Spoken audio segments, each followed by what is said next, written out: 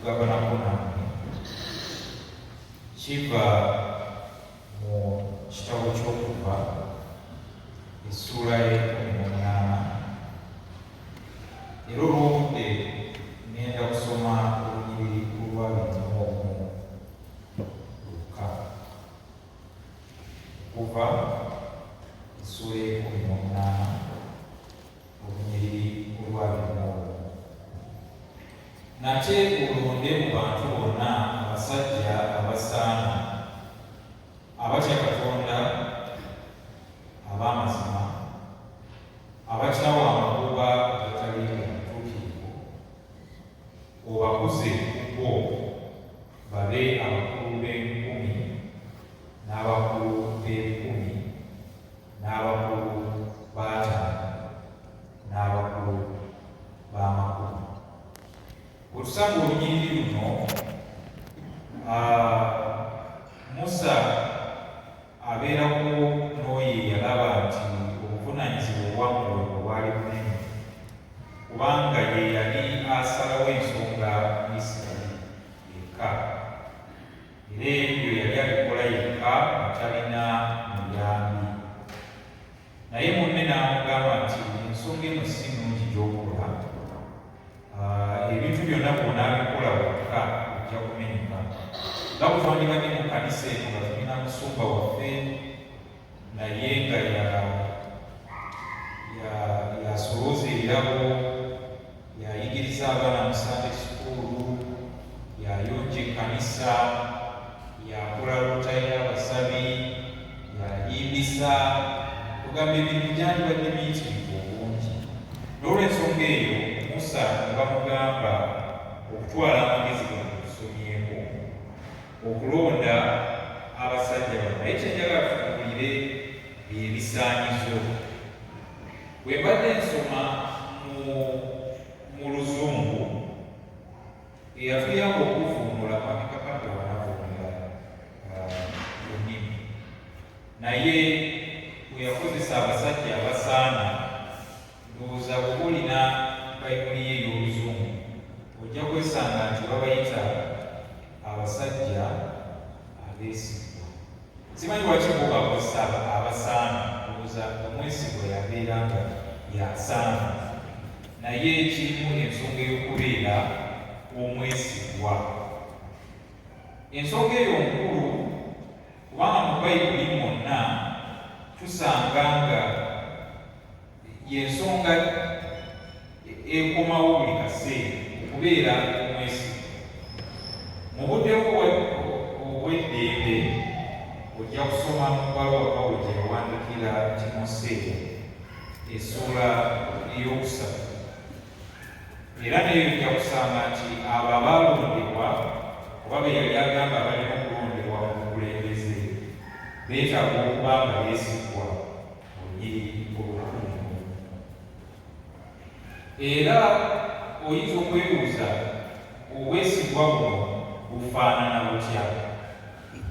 Mu biseera bye eby'eddembe ojja kusoma ku Timoseewo yennyini, Pawulo gye yamusanga ojja kubisanga mu bikolwa by'Abatume essula y'e16, nga Timoseewo ono abooluganda baamwogerako bulungi, era bonna ava eyo okumanya nti no baamwogerako bulungi ensonga lwaki Pawulo omutwala naye. Ojja kusoma mu Bafiripi essula ey'okubiri olunyiriri olw'19 okuza n'okumalirayo ddala, wekitegeere nti Timoseewo obwesigwa bwe bwali nti yali afaayo ku ebyo Kristo by'ayagala, naye nga tatunuulira ye kyasobola kuganyulwa mu bukulembeze. Oluusi bwe tulondebwa ng'abakulembeze tuba tutunuulidde ngeri gye tuyinza kuganyulwamu ekifo ky'okubeera abeesigwa n'ebyo Katonda by'aba atuwadde. Y'ensonga esooka, obwesigwa. Ey'okubiri, abatya Katonda. Era bwe nabadde ntunuulira mu Bayibuli, we tulaba okutya Katonda n'abantu abalaga embala eno ate ku sayidi eri ey'obutatya Katonda. kitabo kya Nekkemiya essuula ey'okutaano. Bw'onaasoma mu kitabo kya Nekkemiya essuula ey'okutaano ojja kukizuula nti Nekkemiya bwe yakomawo eka okuddaabiriza bbugwe ow'ekibuga Yerusaalemi, yali alina abakulembeze be yali akolagana nabo, naye abakulembeze bano bwe baalaba obuzibu abantu bwe baali bayingiddemu, abantu baakomawo tebalina nsimbi, ne bagamba nti tujja kubawola ensimbi, naye bwe tunaabawola ensimbi zino mulina okusasula nga mumaze okukola bye mwagala okukola. Abantu bano baali beewola ssente okufuna ekyokulya n'okwekuza, naye ne babagamba bwe tunaabawola ssente mulina okusasula ssente ezo n'amagoba. Abantu bano ekiseera bwe kyatuka okusasula ssente nga bwe baali abaavu, nga ssente tebazirina, nga balina kutunda byabwe, ate bwe baamala okutunda ebyabwe n'okuwaayo abaana baabwe okubeera abaddu. Nekkemiya ebitabo bino bwe byamutuukako yayita abakulembeze bano, era bonna ab'okusoma yababuuza, temulina kutya Katonda? Muyinza kutya okukwata bannammwe tukomyewo nabo, baatwalibwa mu buwaŋŋanguse, bakomyewo batandika kutandisa okwezimba, tebalina na mmere, tugudde mu kyeya, naye ate temwagala okubakamula mubeere nga mubajjamu buli kantu ke balina. Olw'ensonga eyo Nekkemiya alaga nti abantu bano baali bakola ebintu ebifaanana bwe biti kubanga tebalina kutya Katonda. Omukebezi nga mumulonda alina okuba nga alina embala eyo y'okutya Katonda, kubanga bw'anaabeera ng'ali mu nsonga za ssente oba n'ensonga endala ayinza okwesanga ng'afaananyizza abantu ng'agikozesezza omuzungu kyayita opportunity, batera kubayita opportunities, ng'agikozesezza nga opportunity. N'ensonga esembyeyo y'ensonga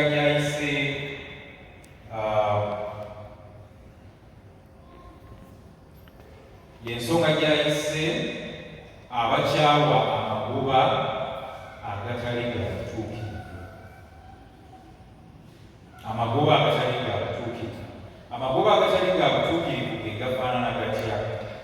Bw'onaasoma mu kitabo kya Samwiri ekisooka essuula ey'omunaana, Isirayiri bwe baasaba kabaka baamusaba kubanga abaana ba Samwiri be yali ataddewo okubeera abalamuzi, batugamba nti baayagala nnyo amagoba gano agatali ga butuukirivu, era mu kukinnyonnyola batulaga nti baali balina omululu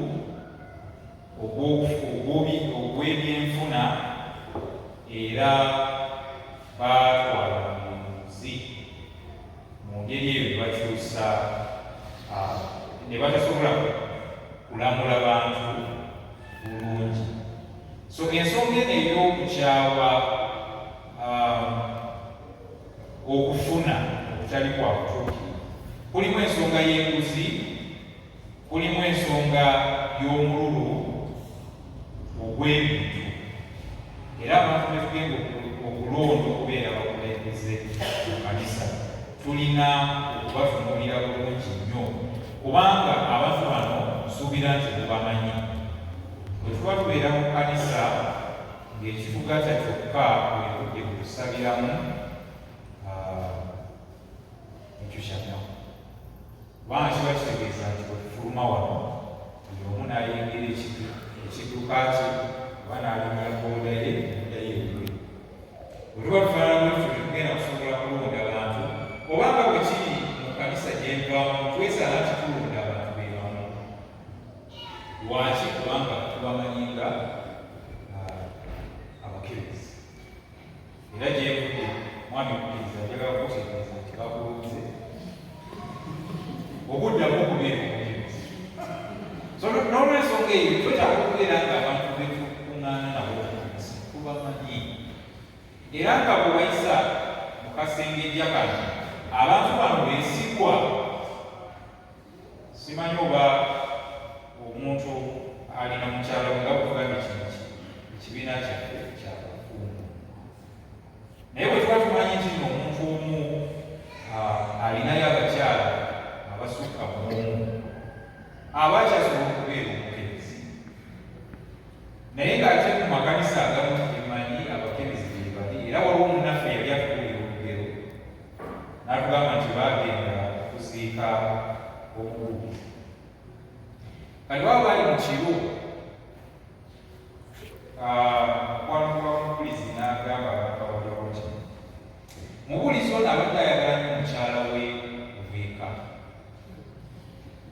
ensonga lwaki abadde amwagala nnyo nti yategeera nti alinayo abakyala naye teyakifuula nsonga bali mu kuziika omubulizi naye nga bw'osoma kugamba bwe baali balonda omuntu omubulizi yayita mu kasenge akafaanana bwe kati kubanga otunuulira Timoseewo alina kubeera omukyala nga tumanyi nti omuntu bw'atuuka ku nsonga za ssente zimuleetera tuyana naye ate era netumulonda tuba tusuubira ki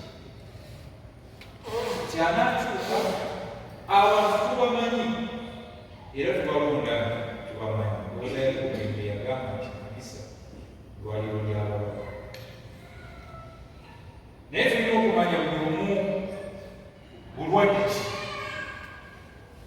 kati omanya nti obulwadde bwono ssente wambeera ssente ezo omunamulondako omukebezi ajja kuziika n'ekirala era ekisembayo okwesigwa obwesigwa Pawulo yakugamba nti kikwanira abawanika okubeeragasa omuwanika tuba tumuteresezza sigamba omuwanika twejala naye ngamba ffenna Katonda alina byatuteresezza obeera omufumbo mukyalawo abaana bo obeera olina bwokozesa amakula bwokozesa obeera musomesa abaana bosomesa ffenna alina kyakuteresezza amataka getulinaani tukazetulinaani bizinesi byonna abituteresezza nga tulina okubikozesa okumuweereza nga tumanyi nti tujja kuwa embalirira waliwo olunaku olw'okuwa embalirira wano bayita okulondamu omukebezi ssente n'ozirya waliwo yambuza nti omuntu ali atya ssente yekanisa naye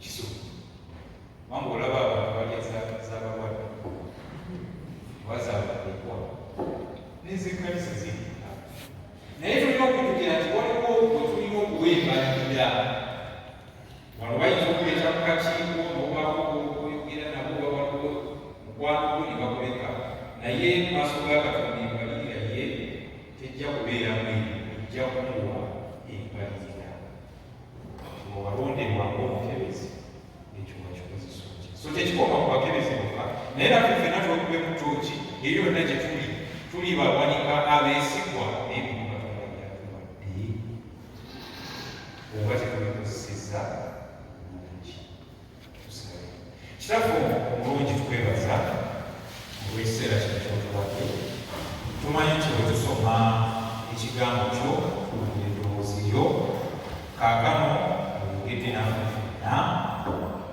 kyetusaba nti tuzeeyo ebintu bino tubiteekeko bwe tutatambudde bulungi tusaba otusaasire tusonyiwe tunaalize ddala bulungi ate tuyambe okukwata empisa empya bannaffe abatufunuulira bategeere ddala bwe twalokoka twakyusibwa ekyo kirabisibwe era ensi eri mu kizikiza erabe ekitanga bino byonna tubisabye nga tuyita mu nnyumba ya Yesu Kristo.